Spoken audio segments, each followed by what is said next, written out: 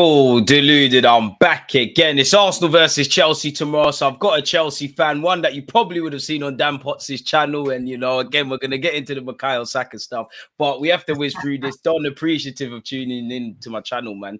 How you doing, my friend? I'm doing well, man. I'm doing well. I'm still disappointed about the other day. But listen, it's not nothing that I'm not used to, man. This team have been doing this. You man are not built for the Wembley thing, man. It's business as usual.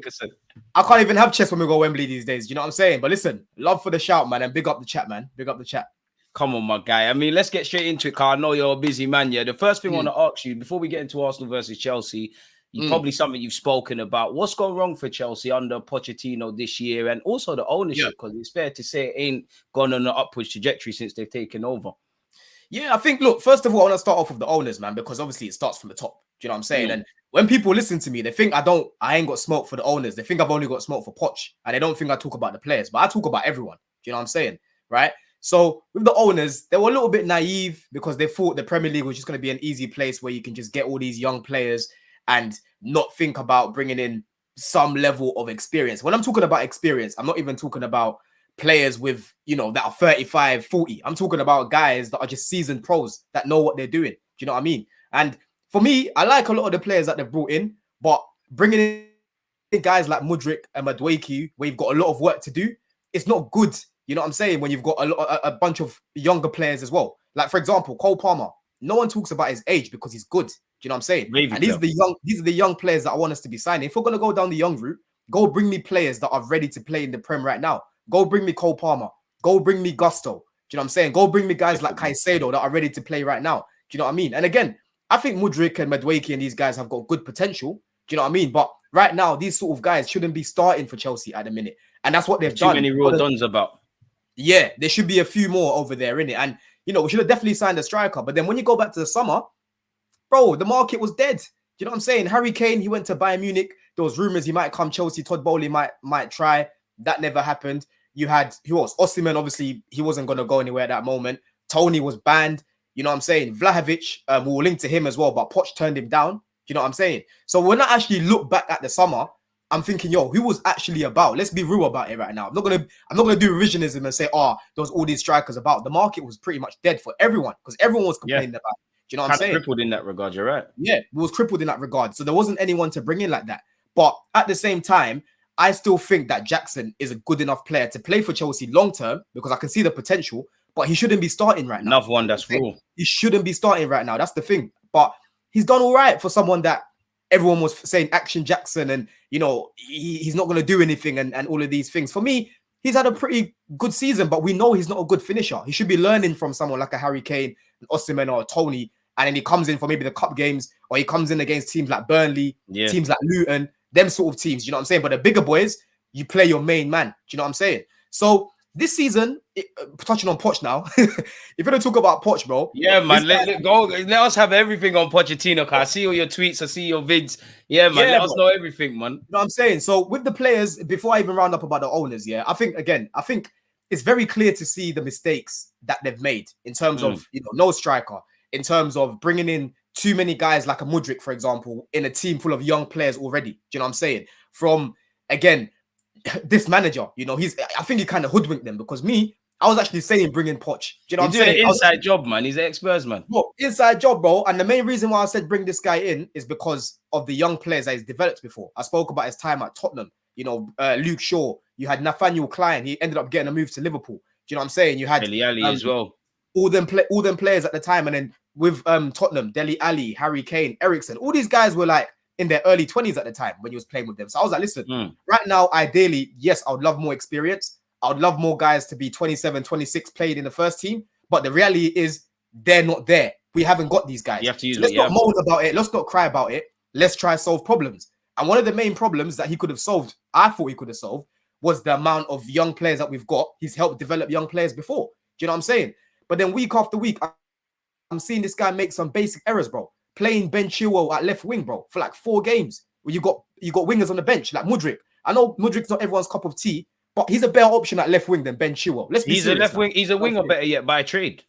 He's a winger by trade. Do you know what I mean? Why are you going to play a left back over there? But again, he had to shoehorn him in because our main captain got injured. The vice captain was Ben Chilwell, so he had to start by any means because again, he didn't hierarchy thing. He didn't trust Maatsen, so he had to play Levi Cole at left back. And the main reason he didn't trust Maatsen was because of height. Do you know what I'm saying? But I'm looking at him thinking, yo, you're worrying too much about the height. If we play Ian Maatsen, we will play better as a team, so we'll score more goals. If we get done on a set piece, maybe we'll win the game by 3-1, for example. But at least we know with Maatsen, that's a proper left back. Do you know what I'm saying? That can actually help in the build up. When he gets the ball, he's going into the midfield, he's inverting as well. He's overlapping. He can actually defend as well. And it's not like he ain't got any experience, bro. He was in Burnley. He was in the championship team of the season. And he's flying high with Dortmund in the champs right now. Look at him. He's performing in the champs right now. And in pre-season, he was probably our best performer. And he didn't even play at left back. He played on the wing in pre-season. On the left, he played on the right. Do you know what I'm saying? So that was another one that I was thinking, yo, why you not play Maatsen? You know, and then you've got Enzo Fernandez, the way he's used him this season, playing him as a 10, you know, playing Gallagher in a pivot, you know, making Enzo play transitional football when he's not that type of player. Do you know what I'm saying? You would never see Tony Cruz playing transitional football. Yeah, you know it'd be a madness. It'd be a madness. You wanted to play some technical football. So listen, there's been certain games where players like Enzo Fernandez have been set up correctly and they haven't performed well. Like in the final when we played against Liverpool, he was set up correctly next to Caicedo, but he was nervous. Against Newcastle a few weeks ago, he was very poor on the ball. He kept giving it away. I remember Burnley away. He was poor that game as well. But in a certain games, I'm seeing him being set up incorrectly. And then rivals, they just want to crash it on him and they want to ignore the fact that he's not being used correctly. You know what I'm saying? But I don't look at football like that, bro. Maybe because I've played the game at a decent level, I understand, I can empathize with these players. Because me as a player, bro, if I'm being played out of position, there's only so much you can do in that regard. I don't like it, bro. Do you know what I'm saying? Even with Phil Foden, I talk about him all the time. I say, listen, Phil Foden's not a winger. For me, his best position is down the middle. There's only so much criticism I can give him if you're playing guys out of position. And that's what Poch kept doing. And I said to people in the summer, we will never build chemistry like this. We will never build cohesion like this. Because number one, you're working with a bunch of players that haven't got a lot of experience, right? And number two, it's a new team. So how is a new team? Way too many players as well, in my opinion. Way too many players, bro. Levi Cole last season, one of the best left centre backs in the league, young left centre backs. Liverpool wanted this guy. They were begging for this guy. They tried to put the bag on him, yeah. Tried to put the bag on him in the tournament for England. So many people waxing lyrical about this guy. He comes to Chelsea, he's looking like a fridge. Of course he's going to look like a fridge because he's not a left back. Yeah. Do you know what I'm saying? Yeah. You're shoehorned, then you're the manager's doing meaty things. Exactly. So that's what he's done consistently. But at the same time, like I've said, he doesn't take blame for everything because these men in front of goal, they're a joke. There's been so many games, bro, where it's just been a joke. Do you know what I'm saying? In front of goal, I'm thinking, yo, come on, we should be doing better. Even though we're not playing well as a team, I'm still seeing us creating some good chances. So we should be winning these games. Do you know what I mean? So every single person takes blame. Every single person takes blame. But when I'm saying get Poch out, it's because we can't get rid of the whole team. Everyone's saying flip the team. That's not realistic. Let's live in reality. Do you know what I'm saying? The reality is you're trying to talk about selling like 20 men, and the bare of them have just signed big contracts. As you said, it's a fallacy. It's not FIFA. It's a fallacy. So when people are doing that, to me, it's just fake outrage, and then they'll call me toxic positivity because I'm a realist. I'm just looking at the situation and thinking, yo, I don't want to be in this situation, but how can we get out of it? You know what I mean? And for me, I don't think Chelsea are so far gone where we can't do anything because this season we've proven it already against some of the big sides here. Like against City the other day, we were the better team. We held our own. But again, was crap in front of goal. Against you, man, when you came to the bridge, we didn't turn up for an hour, bro. That's one of the worst hours I've seen, in my opinion, for Arsenal, bro. If we didn't turn, that's what I want us to learn. We'll get onto it, but that's what I want us to learn at the Emirates tomorrow, bro, because that was poor. That's the weird one with Chelsea, because you lot have kind of, it's like you lot up for the big games, with the exception of, I think you lot were terrible, if I remember rightly, Liverpool away. But it seems like you're up for the big games. The other games, it's just a mixed bag. You kind of do what you do.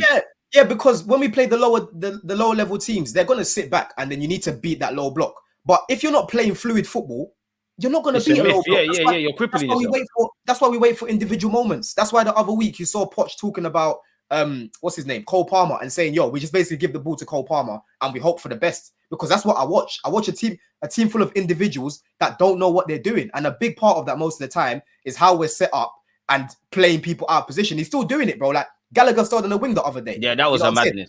Against Sheffield, he started him on the wing again. Once again, to get him into the team. Do you know what I'm saying? People would tell me, oh, Gallagher's needed for the press. But in that midfield against Man City, he didn't play in the midfield, bro. And the midfield was nullified. Man City didn't do anything through the midfield. Do you know what I mean? But again, Gallagher has to play because he's Poch's guy. So he plays him on the wing. Do you know what I'm saying? So there's too much inconsistency from the manager, like I said, from the players in front of goal. again, we'll touch up on the preview in the game because people have been asking me, how do you think we're going to go into that? And I feel that's a perfect segue. How I think the game's going to go. From a Chelsea perspective, man, like, how do you think the game's going to go? Because to me, as an Arsenal fan, I don't think we're winning the league. But if we are, we can't afford to draw against you lot. It's probably the best week, but the worst week in theory, because we got you lot, and then obviously we got them lot from down the road on Sunday. You lot can just spoil the party, innit? No one's really got much to play for. As I just said, for me, away from home, we're terrible. 60 minutes, yeah, Trossard off the bench did his thing. Declan Rice scored a glory goal. But that's where I want us to learn, because I actually think our record in the top 6 been good. Hopefully, I don't jinx us. We haven't lost. But that's where I think we've shot ourselves in the foot. Ironically, Spurs as well. Like, we took an hour to turn up against you lot. I'm not going to say that we would have won had we have started the way we did, but you just never know. Spurs, we conceded a dumb goal with Jorginho. And that's where I want to learn, because it's been like 2 years, but in my lifetime, Chelsea haven't been this poor. And if we can't do something tomorrow, then pack it up, man. But, before I go on, like, where are you at with your headspace? Yeah. You know what? Let's take it back to the first game when we played you lot, innit? Because listen, I was basically talking up my team, because at the time, we were actually playing some good football. Do you know what I'm saying? But the main problem that we had at the time is we weren't being clinical. And the big reason why we started to play well was because Cole Palmer came into the team. Because before Cole Palmer didn't start in the season, right? He didn't have no preseason. Yeah. He basically just signed and then got bedded in, and he's gone exactly from that point. Exactly. And when people were saying, when I'm watching Chelsea, you lot miss chances, I kept saying at the time, the chances that we get are scraps. I'm not seeing Jackson being plated up. Do you know what I'm saying? Because Jackson's a poor finisher. So if you've got a poor finisher, you want to make sure you're happens and he might bag something. Exactly, bro. Not some scrappy chance where you're just whipping it and hoping that he gets his leg on it when we know he's not that good. When Cole Palmer came into the team, our chance creation was amazing. I'm seeing some really good chances being created for Jackson. Him and Palmer have got a good relationship. Like, he's got a few assists for Jackson and vice versa for Jackson as well. They work well together. Do you know what I'm saying? And at the time, I kept telling people, Igal, we're going to come to the bridge. We're going to smoke you lot. In my group chats, most of my guys are Arsenal fans, innit? We're going to smoke you lot. I say, listen, I've been watching both teams. Defensively, Arsenal are looking good. But in the attack, I am not convinced at the minute. Yeah? Saka's not performing well at the minute. Allow him, man. 30 goal assists, man. Yeah? Allow him. I said he's putting up the numbers, but when you actually watch his performances, he's got that's the thing with Saka, man. He goes through these moments, and for me, with an Arsenal fan, like, I don't know how it is with Chelsea, and I don't know how to make it make sense. But it's like we take good players, and I'm not saying Saka shouldn't play and stuff, but it's almost impossible to expect him to do Mo Salah stuff. We always take guys like, you see, you lot had Giroud.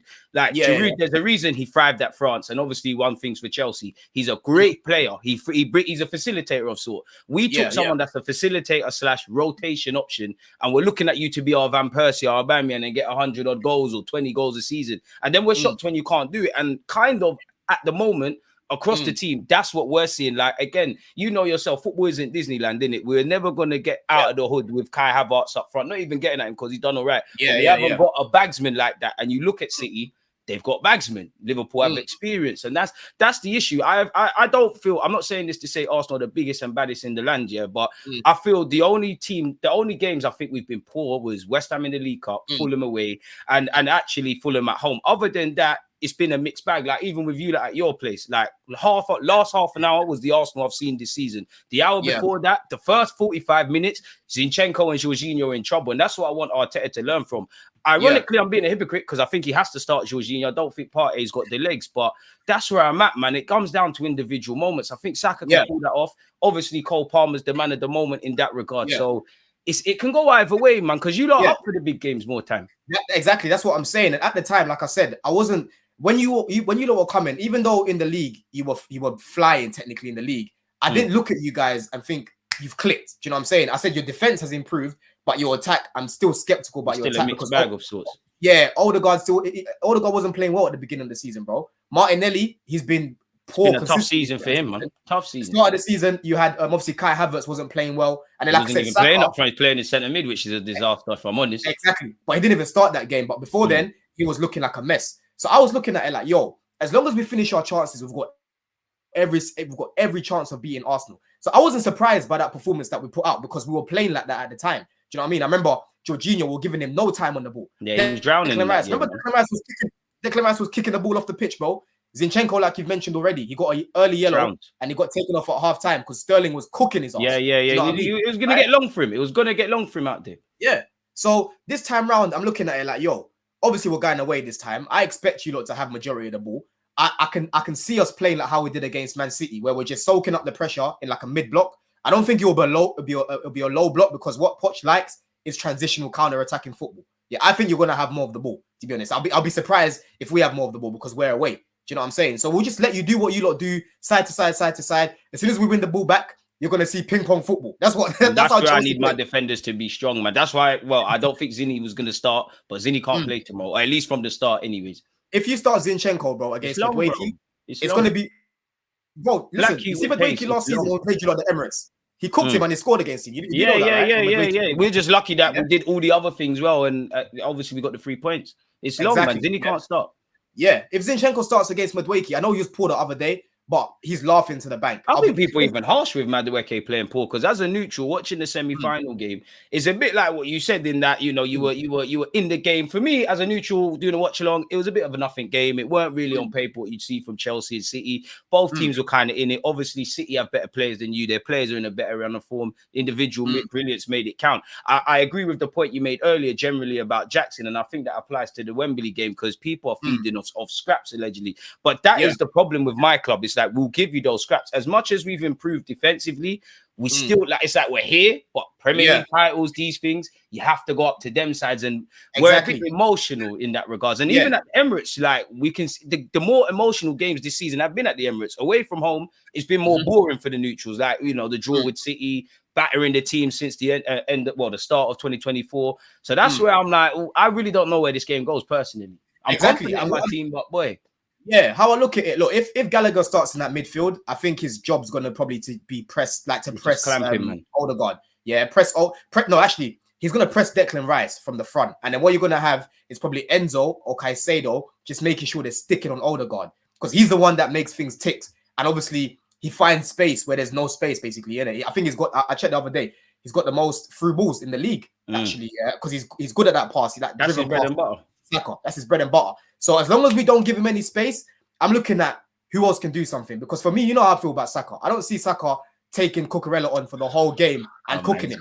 Yeah, he's cooking him. Let's be real about it. Tomorrow he's cooking him, man. I hear it, but tomorrow he's cooking him. But I need it from Saka. We'll see about that because last time Cucurella had him locked up until he grabbed an assist, my guy, man. Allow him, bro. He got bro. That's what I'm saying. Towards the end of the game, he got that. Listen, that assist that he done, that's Saka's bag. Cash money. You see that left foot, back post. Saka loves that. That's what he needs to get back into his bag, as you just said tomorrow, blood. I'm not anything less than vexed with it. And the thing about us, bro, at the back post, I don't know what sort of coaching we do, bro. It is so bad. We're so bad on the back post. We're so bad at set pieces. Yeah. And that's why I'm looking at it thinking, yo, if you lot beat us, I can see you lot scoring a set piece. Because we're quite good for set pieces. In open play, it just depends on us nullifying your key players. We need to make sure that Trossard is nullified. We need to make sure that Odegaard is nullified. They're the main two that I look at in your team, and I'm saying, yo, these are the ones that left-hand ain't really doing much, and it needs to exactly. So I need wingers. I need wingers on both sides, innit? Because with you lot, again, you're good defensively, but I don't look at Ben White and think, oh, he can't get cooked by a winger. I don't know if you remember last season at the Emirates when Mudryk came on and they were flashing lasers in his eyes. Yeah. Rashford's had his number. Other than that, Ben White's been, right. Obviously, that's the issue with me. And I'm good you touched on it. I mean, I feel confident with us in the midfield, especially if you go with Havertz up front or Jesus and they drop in and all of that. I think I would rather Tomiyasu tomorrow, but he missed out at the last game on Sunday. Was it Saturday, Sunday? It's probably a quick turnaround. I have to see Kirill. Kirill can be got at, but he's a lot more solid than Zinchenko. He is. I'm a lot happy with like Declan Rice backwards. It's just the transition, and it's for me. It's like in a bit weird way. Arsenal open book. Benjamin White, Odegaard, Saka, right hand side. That's the bread and butter. As you said, you kind of nullified that. It's a mixed bag down the left. Sometimes they turn up, sometimes they don't. Whether we replace Xhaka, there's been injuries at left back and inconsistencies from wingers. It's just a mixed bag. Personally, I think it's going to be a bit like because we touched on City, Chelsea, where it's going to be. It's one of them where the trailer sounds better than the actual game. I think the game will be quite boring. They'll cancel each other out. There might be a moment for either us or you lot, and then it gets exciting nothing beyond that point. But I just hope, for me, I hope we control our emotions, because you don't have nothing to play for other than just spoiling our day. We know nothing less than a win. Obviously, mathematically, if we're going for the league, everyone could drop points and not necessarily win the game and win the league, but it's an emotional one. And I saw us against Bayern. I wouldn't say we crumbled, but we succumbed to the pressure at home. We're very naive defensively. Away from home, didn't know whether to stick or twist. And that's my issue. You touched on Caicedo and Enzo. Yeah. Now, I wanted Caicedo, what was it, last Jan when we tried to grab him? Enzo's a good footballer. I do think there's a bit of a tax at Chelsea, because it's a weird one. Because me as a neutral, I look at Chelsea. On paper, the team's not bad. I don't know what's gone wrong. I don't know what Poch is doing. I don't know how you get out of it. But it's not like you've got a bunch of non-league players in the Premier League.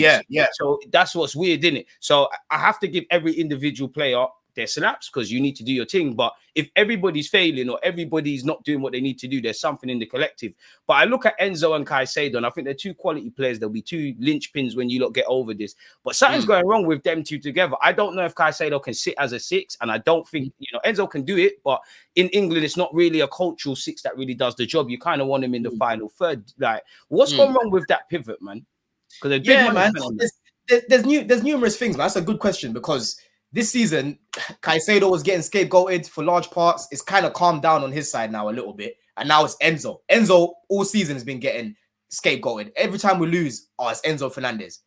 It's Caicedo. Do you know what I'm saying? And I'm thinking, bro, these man done their job today. Games, man. They're not watching the game. It's the attack. Like the other day, I'm still hearing crazy stuff. Oh, it was Enzo. Enzo again. He didn't do enough. And I'm thinking, bro, against Man City, we literally nullified their midfield. It was our attack that was the main problem. I don't know why Enzo's being scapegoated. Games. You know what I mean? Yeah. But like I said, it's a combination of the players and it's a combination of the structure.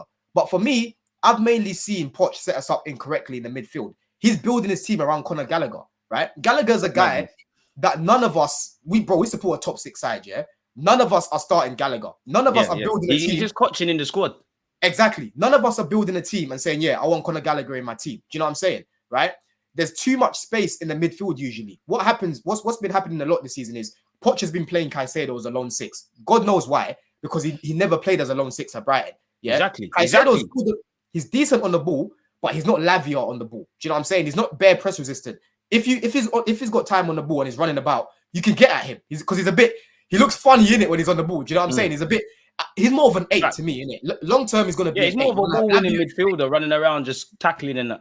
Yeah. So he's had like Enzo over there, Caicedo over there. So every time we lose the ball, we're just getting countered. Do you know what I'm saying? Because there's so much space in the midfield. It's so bad. Do you know what I'm saying? And then at the same time, like I've said, he's had Enzo playing in a 10 sometimes, like early on in the season. And I'm thinking, why are you playing Gallagher in the pivot and playing Enzo in the 10 when you can clearly see he ain't got the legs, right? And Enzo doesn't like playing with his back to goal. Do you know what I'm saying?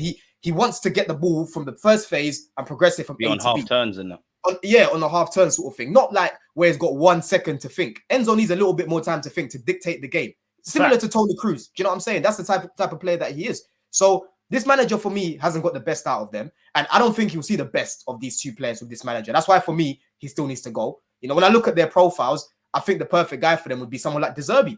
De Zerbi loved Caicedo. And De Zerbi would love Enzo because he loves technical players. That's why he was begging for Levi Colwill. He's another one that hasn't been used correctly this season as well. So there's been certain games, like I've said, where he's set them up correctly and they just haven't performed like individually. But then there's been games this season like Aston Villa when Enzo was balling out that game where he scored a free kick. For me, that was a world-class performance against Aston Villa. And that was a week when there was rumors that he wants to leave the club and whatnot. And that's why the celebrations were a bit mad.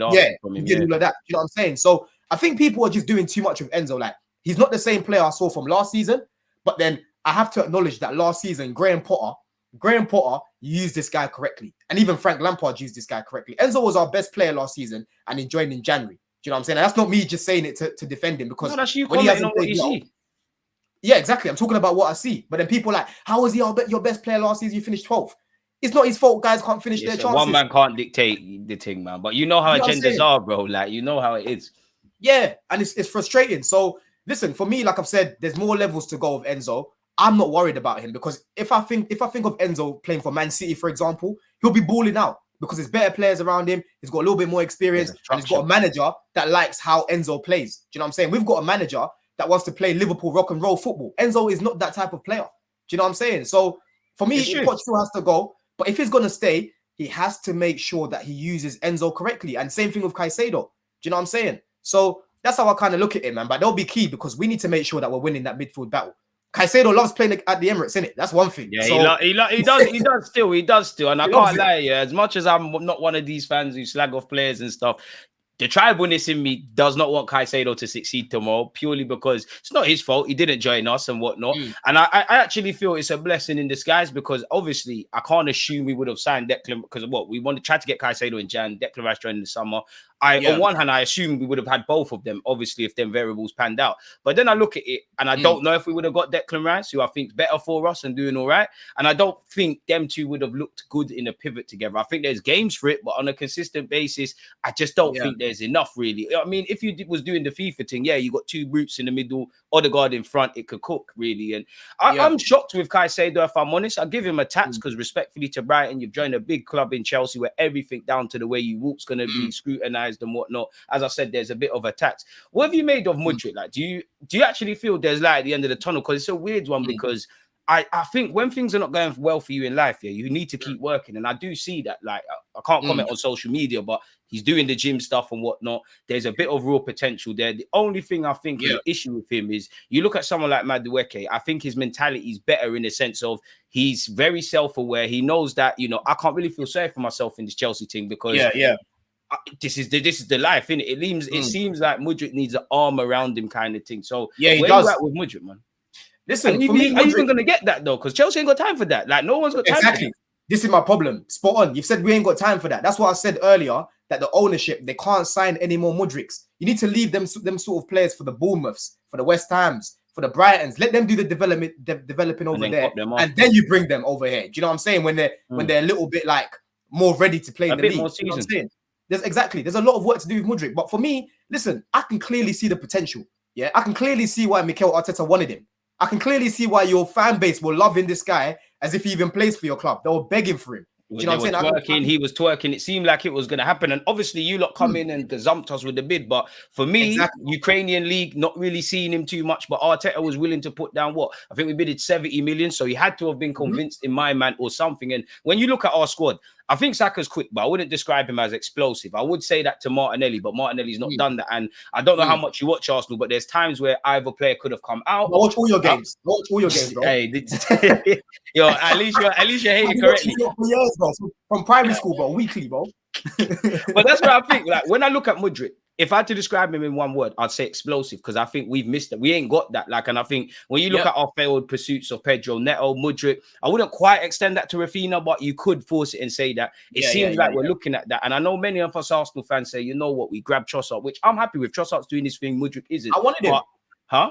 I wanted Trossard, bro. Because I'm happy with him. You're forgetting, we were not linked to Mudryk. Everyone expected Mudryk to go to Arsenal. That's why I was vexed when it happened, because you man just come out of the woodwork. I was like, bro, at the time, because I remember De Zerbi throws out Trossard, and we needed a left wing because we literally had Sterling was injured, Pulisic was injured. We basically had no attackers in it, and it was January times. I was like, yo, we need to make sure we sign Trossard because he's basically available and he'll come Chelsea. Like, there will be no problems with that. And then all of a sudden, I'm seeing Mudryk getting gazumped. I didn't know anything about the guy, bro. I've never watched him in my life. I saw clips. I was like, cool, let's see what he's about. Funny enough, I was at his debut. I went to the game against Liverpool at Anfield, and he was levels above every single person on that. I knew you lot were in trouble with Mudryk with that, because that's the same thing that happened with us with Pepe. When you did a little dribble thing with Van Dijk, I knew it. I knew there's something booky here. I was like, listen, you know what? Like, I can see there's something in this guy, in it. But again, like I've said, there's something there with him, and it's clear to see. There's been games where he's had some good games this season, like against Palace. He had a very good game against Palace. Scored a beaky goal against us, to be fair. He was better than both your wingers that game, in my opinion. In build-up, he was very key. Remember that handball that Saliba gave away? Man, that's in the contract, man. He's an Arsenal fan. We allow him, blood. Bro, that handball that Saliba gave away, it all came from Mudryk. I swear that was the pen. It was a pen. Yeah, it was. But I'm saying it started off for Mudryk building up, and he actually won the penalty as well. That's true. That's true. He started it off. Yeah. Like I've said, he has games where he looks good, and there's other days where he looks like he's never kicked a ball in his life. But I keep telling people he's not gonna iron that out of his game without the minutes. Do you know what I'm saying? Like against you lot, he scored that day. I know it was a fluky goal, but then he gets dropped. Still put in the back of the net. He played well as well. He gets dropped. You know, Sterling can be stinking out for weeks, but then Mudryk don't get the minutes. He gets here you go minutes. And then people are surprised that he comes on low on confidence and he's stinking out the place. And I'm like, bro, do you know what I'm saying? It's a hierarchy thing. So for me, I'm not saying that right now he's at the level that's needed, because clearly he's not, right? But he's got the attributes that I like in a winger. Like you said, he's explosive. He's got skill. Do you know what I mean? For me, he's got a good whip on him as well. I know it was shit at Wembley the other day. Yeah. Wembley weren't the best advertisement for that, but generally, it does. I've got examples where I've seen him do like a nice reverse pass. He's got nice link-up play. And like I've said, I'm still saying it now, bro. He's still got more to his game than Martinelli. I see more in his game than what I see from Martinelli. Martinelli's more refined. I know he's had a poor season, but Martinelli's only more refined because he's had more minutes. He's been here now for what, 3 years? Do you know what I'm saying? So for me, Mudryk ain't going to become refined without the minutes, innit? Do you know what I mean? But I can clearly see why Arteta wanted him. And for me, if he went to Arsenal, he'll be a much better player right now. I was just about to say that, bro. It's like nurture versus environment. It's like nurture versus nature. You look at our environment, you know, Arteta is more likely to do that for whatever reason. It don't look like that's going on at Chelsea. That's why if Mudryk was available, I know it sounds mad, but I would take a chance. I'll genuinely take a chance. I know. Well, for me, watching Chelsea, it looks like he's almost exclusively on the left-hand side. But I actually think he'd be quite dangerous on the right. The only issue with Mudryk, the only thing that I could take away from him is, again, you look like one of them confidence, man. And I think at Arsenal now, we need them guys that whether they play shit or play good, there's a leeway in it. Because a guy like Mudryk, you give him 10 games, 10 games, he'll play out of this world. He'll look like a Brazilian, you know, the best Brazilian winger we could think of. Others, he'll look dead. And that's the issue. Chelsea really can't afford to just blindly, well, you could if you write off the season, but you can't just blindly give somebody minutes. And I look back, I think he got bullied into that move. I'm not going to lie. He's not smiling in the press conference. You know, I think they worked a number. And I don't know where, do you loan him out next year? Do I loan him out? Yeah. Just go somewhere where a manager's going to bet on you. You're going to get your games. You're away from this. You come back more ready for this thing. You know what? It all depends on who we decide to bring in. If we decide to bring in 2 wingers and we get rid of Sterling, then I'm looking at it a little bit different. I'm thinking, how much game time realistically is he going to get? Because for me, the main problem with Mudryk is the game time, because you can clearly see there's a player in there. Like I said. So it all depends on how many attackers that we bring. But I'm reluctant to send him out alone, man. I think he's our problem. So we need to deal with him. People keep trying to run away, trying to sell him. Bro, he's on an 8-year contract. They even triggered more years on there. He's on like 90 bags a week as well. Yeah, bro. Like realistically, he's not going to go anywhere. And right now, his stocks have dropped. So Chelsea, they're businessmen. They ain't going to get the money back that they paid for him. They're going to want more. But who's going to pay 90 million? You'd be stupid to do that. After what we've seen. You'd be very stupid. So we're stuck with him. So for me, he's our problem. We just need to make sure that we get the right guy to coach him and help him improve. And again, going back to De Zerbi, he worked with him at Shakhtar. He knows him. You know what I'm saying? Yeah. And he loves. De Zerbi's been about still. Bro, when you watch Brighton, they love their left-hand side. Mitoma, the amount of times they go to Mitoma. Now it's Adingra. They love that left-hand side. So I can imagine De Zerbi doing the same thing with Mudryk on our left-hand side. Do you know what I mean?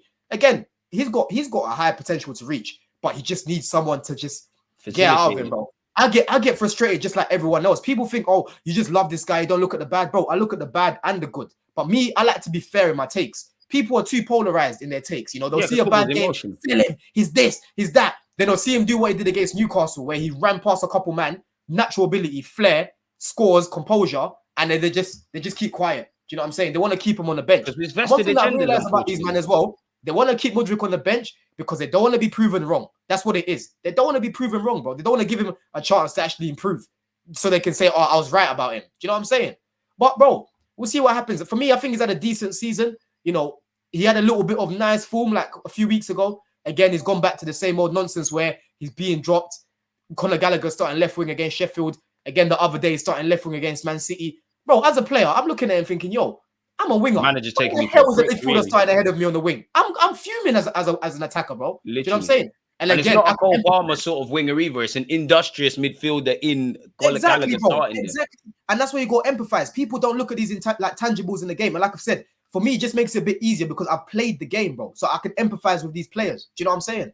That's how it is, man. That's how I kind of look at it. But I don't, yeah, man. I think there's still more to come from Mudryk, innit? We'll see. But he's having a decent season. I don't think it's been poor this season. I think it's just been decent. 2 questions before I let you get out of it. I'm wary of time, broski. What was I going to ask you? Kai Havertz, man. What did you make in the summer when we bought Kai Havertz, and what have you made of him now? Obviously, he hasn't set the world alight and things, but I think it's fair to say he's turned out a lot better than people are giving credit for. I have come to accept now that Kai's calm. Like, I don't think he's amazing. There's definitely going to be frustrations. He was definitely a player that when he was at you, man, the first one you kind of draw out. But I think there's a use for him. Now, if I was to name Arsenal in my image and like, you know, our strongest players, I think if we name everybody fit, I think we're more than this, but 2 players short. Like, we've got 9 men. And if Kai Havertz right now is playing up front, I need a striker. So Kai, you're dropping to the bench. But people ripped the man off before he had a chance. I'm not going to sit here and say I weren't shook. I weren't questioning Arteta. Like, when I look back in the summer, obviously Declan Rice, no brainer, happy. David Raya, I thought, do we need to upgrade on Ramsdale? But cool, I hear it. Arteta wants to do his mad stuff. Timber got injured, but I was watching Timber at Ajax. Cool. Where I looked at with Kai Havertz, it was a thing where I'm not really believing in you, Kai Havertz.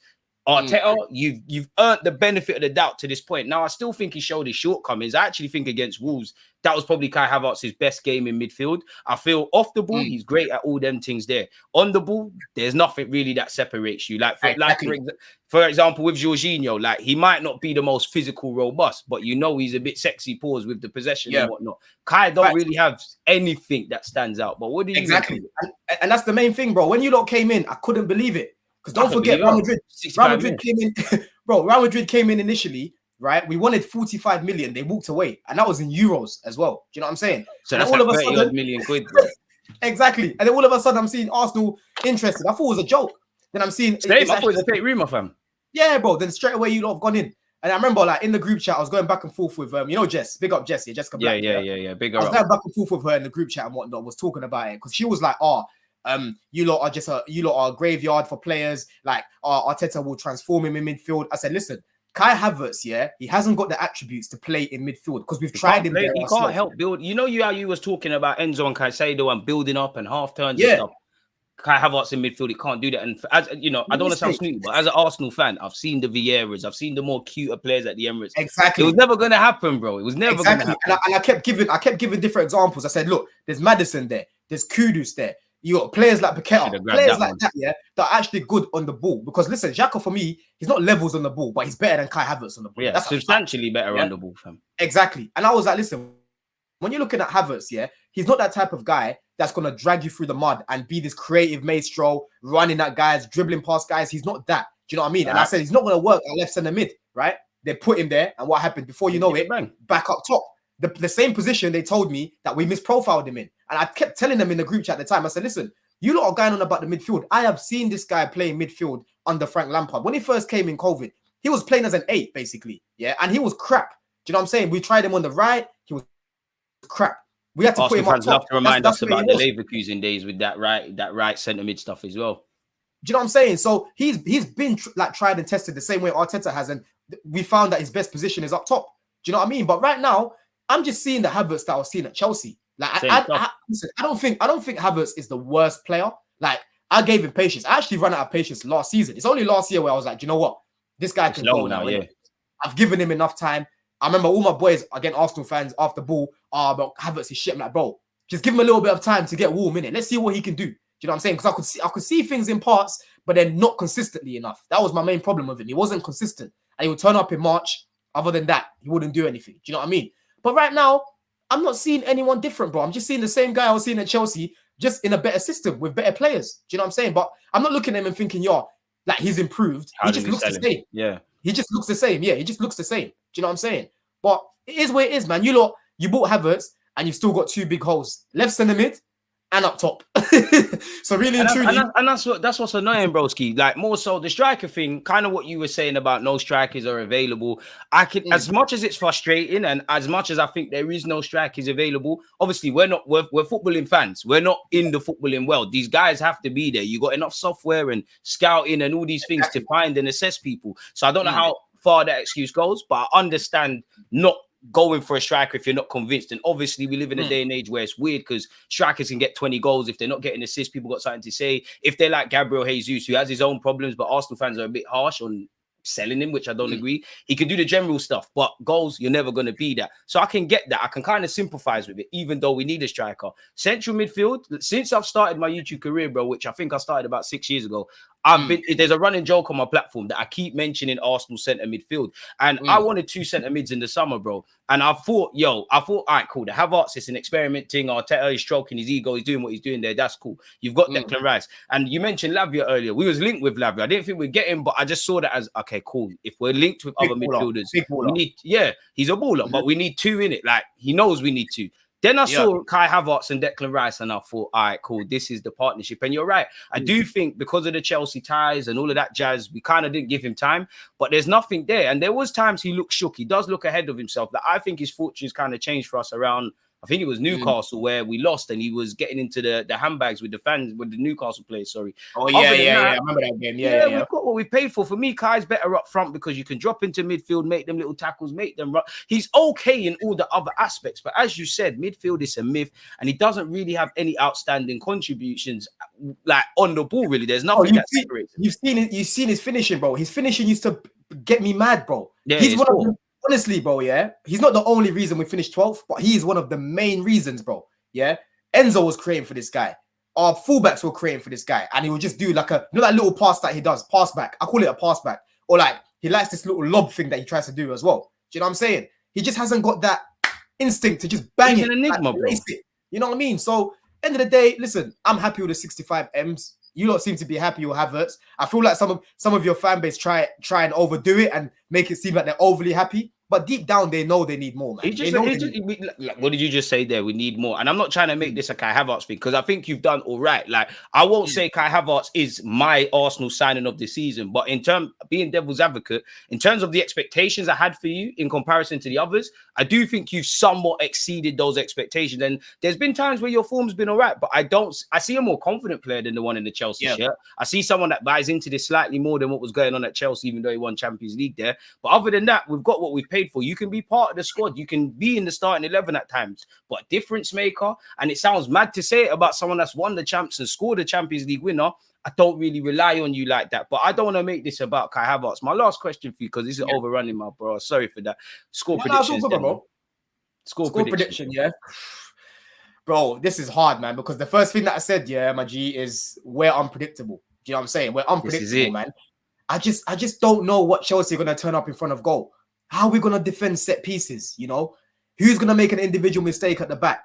Do you know what I'm saying? What's Poch going to do in terms of the lineup? Silva crying like at Wembley. I'm not going to lie, bro. Like, you know what? Him and Chalobah have actually helped stabilize us for the past few games. I'll be real. Like, we're looking very shaky at the back. Like, we conceded 2 against Burnley, 2 against Sheffield. Do you know what I'm saying? And we're winning both games twice, and we still managed to lose that game. But since they've come in, bro, we've looked a little bit better at the back. Do you know what I'm saying? But I still haven't got enough confidence because I haven't seen it enough. So it's so hard to predict, bro. It's so hard. But I'm going to say I'm at the game as well, bro. Are you at the game tomorrow, yeah? Nah. Watch your long settings, man. Watch your long settings, bro. I hope you waste your money. I can't lie to you, my guy. I hope you waste your money. You see us win, bro. I'm at the game, man. Shit, man. You know what? I'm just going to keep it humble and say 2-2, man. See, man, I'm not on that, man. I'm not. Do you know what? I have to talk positivity, man. I think what we want. I swear we beat you lot 3-1 at the Emirates last year, innit? Am I right? Yeah, you beat us 3-1. Yeah. I'm running that back. We won the second half. Still, we won the second half. I'm talking it into existence. Bukayo Saka, Martin Elliott, fuck it, Kai Havertz, 3-1, bro. But I think what you said at the beginning of the stream rings true. Yeah.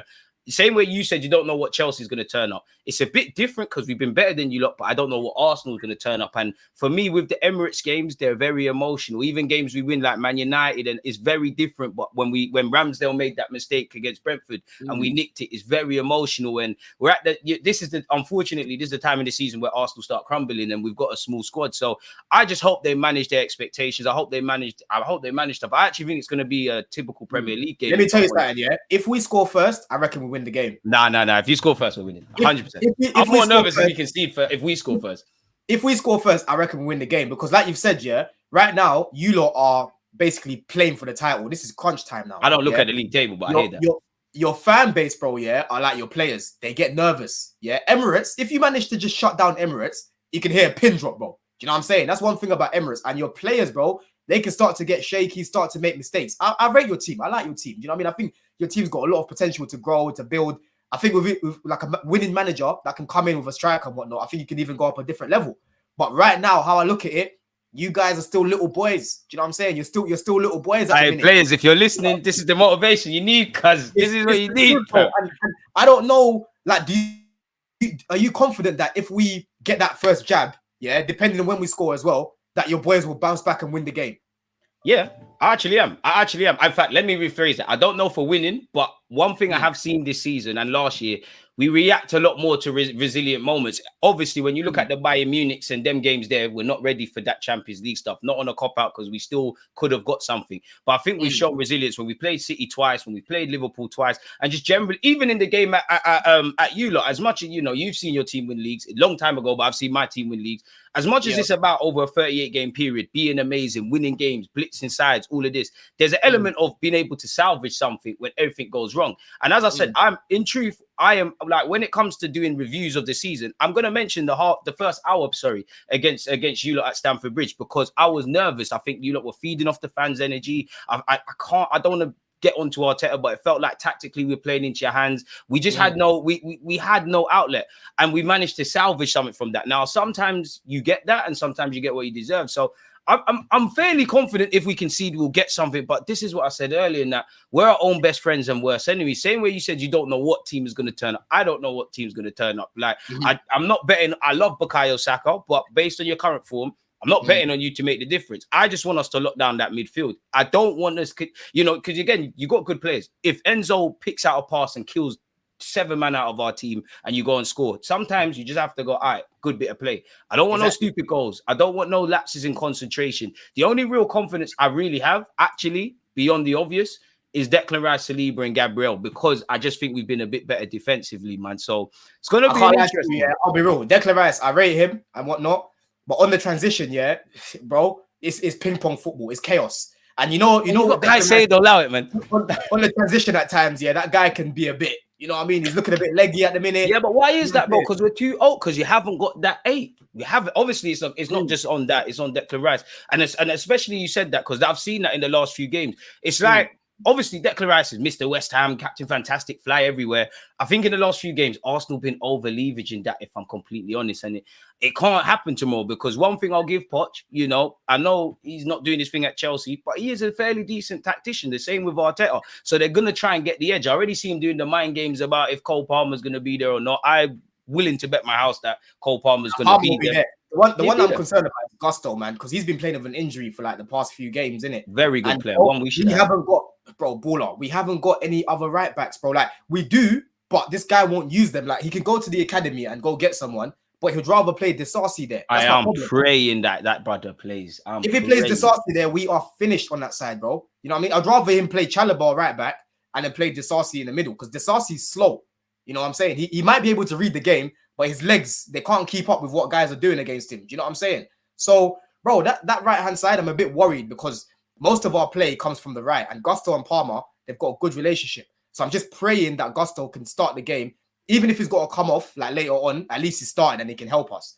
But yeah, man, Cole Palmer has to be there for this one. He's ill, innit? So I reckon they probably just said to him, do you know what? Just rest and then come back tomorrow. Just have your paracetamol, you'll be good, man. Yeah, man. I think he'll play. He'll play, man. Players play through illness, injuries all the time. These are the games you want to play for, man. It's top 6 clashes. I know, obviously, Chelsea are doing what they're doing, but these are the games when you sign for Arsenal, Chelsea, or Spurs, or whatever. You have to be up for this. This is what's kind of season defining of sorts. My last question for you, bro, because you mentioned Gusto, I like him, but I'm sure when he signed, people would have thought, oh, you're going to get ahead of Reece James. Obviously, Reece James is struggling with injury. Where are you at with Reece James? Is your patience thin? Do you know what? I've got one more in me, innit? I've got one more in me, man. And that the only reason why is because he's finally had the surgery we've been begging for. He's never had his hamstring surgery, he's never had surgery in his hamstring, So it's the first time that he's ever done it. And for me, I've always said Reece James needs to lose a lot of weight, because the way he plays up and down, it's true, bro. I'm telling you, he's very top heavy, you know?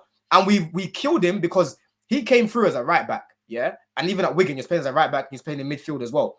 But Tuchel, in the Tuchel system, he's playing in the back 3, right wing back, up and down, up and down. If you remember, all our creativity was coming from him and Chilwell. Do you know what I'm saying? So I think that actually affected his health, because we're playing him in a role. Not dynamic like that. Exactly. He's not that dynamic. Do you know what I'm saying? Like, he's good. He can do the job, but he's a heavy guy. So right now, I need to see how he comes back, because he looks like he's trimmed down. Funny enough, I saw him before the game. I was even talking to him, when I went and collected my tickets. We took a picture and whatnot. So we was talking. I didn't ask him about the injury because I could see he was rushing in it, but he looks like he's slimmed down a bit. And again, he's had the surgery now, so we just have to hope. We just have to hope that he doesn't break down again. If he breaks down again, then I'll hear it a little bit more because it's like, bro, how many more times? But Reece James is world class in his day, innit? So it's not someone that I'm just. That's why I said. That's why I asked you because he's a quality player. And he's Cobham as well. Do you know what I'm saying? So I've seen him come through the academy, bro.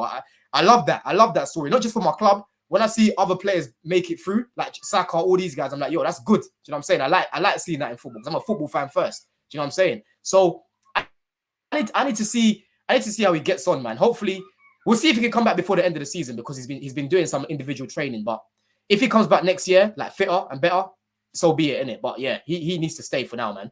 That's what you said. As a neutral point of view, look, banter is like banter. Yeah, I'm here for the Reece James slander, but and a neutral, he's a good player. He always fronts up to the music. It's unfortunate because people don't understand the mental shit this does to you, just continuously getting injured. And obviously, we live in a day and age. I think it's deliberate.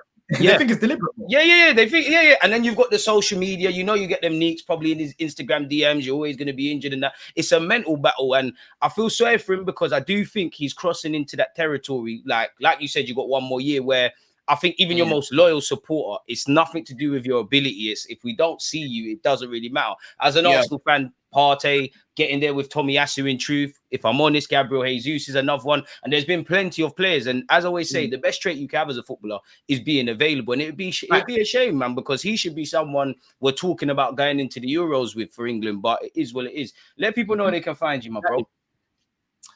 Bro, first of all, man, love for having me on, man. I enjoyed that. No, man. Thank you for tuning in, man. We've been trying to get this. No agendas. Bro, you know, I'm just tired of speaking football with people that have mad agendas and you just can't. Yeah, I always see you in the woods. Like, all the time, bro. All the time. Do you know, I'm shameless on Twitter, but I like to talk football when I come on streams. Do you know what I'm saying? Same. I'm exactly the same. Do you know what I mean? But yeah, find me on Twitter, obviously at Greasy Don.